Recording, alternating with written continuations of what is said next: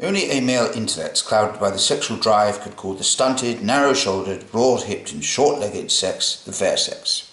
For it is with this drive that all its beauty is bound up. More fittingly than the fair sex, women could be called the unaesthetic sex. Neither for music nor poetry nor the plastic arts do they possess any real feeling or receptivity.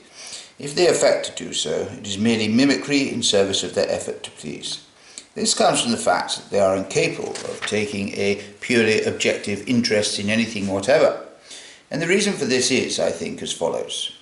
Man strives in everything for a direct domination over things, either by comprehending or by subduing them. But woman is everywhere and always relegated to a merely indirect domination, which is achieved by means of man, who is consequently the only thing she has to dominate directly. Thus it lies in the nature of women to regard everything simply as a means of capturing a man, and their interest in anything else is only simulated. It is no more than a detour, i.e. amounts to coquetry and mimicry. One has only to observe how they behave in the theatre or at operas and concerts, e.g. the childish unconcern with which they go on chattering away during the most beautiful parts of the greatest masterpieces. If it is true the Greeks refused to allow women into the theatre, they did the right thing. At least one would have been able to hear what was going on. Nor can one expect anything else from women if one considers that the most eminent heads of the entire sex have proved incapable of a single truly great, genuine and original achievement in art, or indeed of creating anything at all of lasting value. This strikes one most forcibly in regard to painting, since they are just as capable of mastering its technique as we are, and indeed paint very busily, yet cannot point to a single great painting. The reason being precisely that they lack all objectivity of mind, which is what painting demands above all else. Isolated and partial exceptions do not alter the case.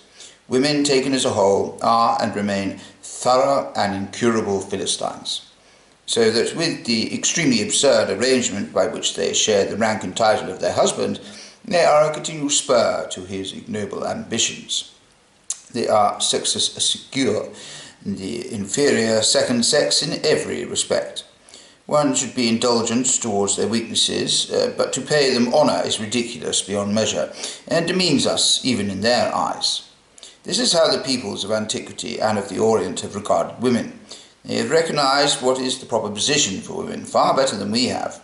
We, with our old French gallantry and insipid woman veneration, that highest flower of Christian Germanic stupidity, which has served only to make women so rude and arrogant that one is sometimes reminded of the sacred apes or of the Benares, which, conscious of their own sanctity and inviolability, thought themselves at liberty to do whatever they pleased.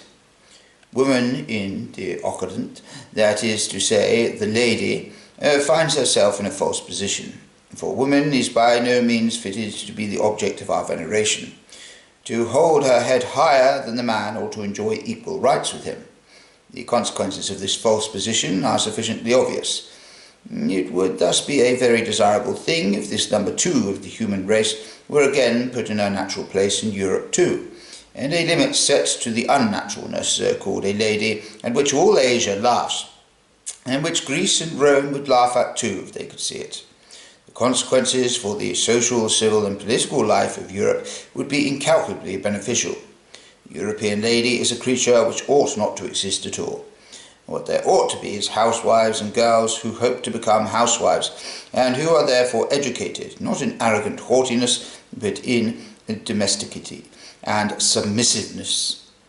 It is precisely because there are ladies that European women of a lower status, which is to say the great majority of the sex, are much more unhappy than they are in the Orient.